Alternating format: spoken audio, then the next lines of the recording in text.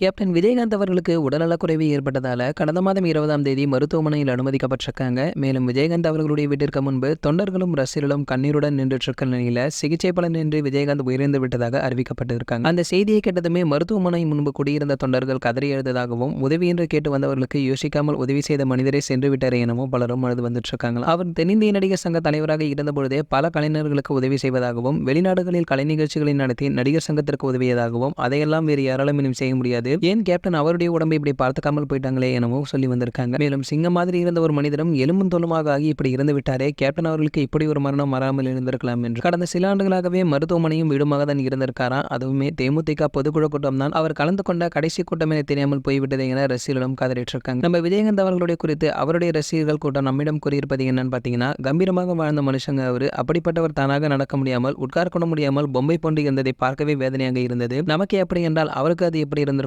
என்றும், அவர் இல்லை என்பதை ஏற்க கஷ்டமாக இருந்தாலும் அவர் இப்படி இருந்து கஷ்டப்படுவதை விட போனதே அவருக்கு நல்லது எனவும் சொல்லி வந்திருக்காங்க. மேலும் கேப்டன் போன்று ஒரு நல்ல உள்ளத்தை இனிமேல் பார்ப்பது கடினம், கேட்டால் கூட உதவி செய்யாமல் ஓடும் ஆட்கள் இருக்கும் இந்த உலகில் கேட்காமலே உதவி செய்து அந்த மதுரக்கார மனுஷன் தான் மட்டும் அவருடைய ஆத்மா சாந்தி அடையட்டும் என்றும், இனியும் நீங்கள் அந்த உலகில் இருந்து கஷ்டப்பட வேண்டாம் என கடவுளே அவரை தன்னிடம் அழைத்துக் கொண்டு விட்டார் போன்று தெரிவித்து வந்திருக்காங்க. மேலும் விஜயகாந்த் அவர்கள் இறந்தவுடனே அவர் வீட்டின் முன்பு இருக்கும் கொடிக்கம்பத்தில் உள்ள தேமுதிக கொடி அரை கம்பத்தில் பார்க்க விட்டிருக்காங்க. நம்ம விஜயகாந்த் இறந்து விட்டார் என்பதை நம்ப முடியவில்லை என ஆம்புலன்ஸ் சுற்றி நின்று பெண் தொண்டர்களும் கதறி எழுது வந்துட்டு இருக்காங்க.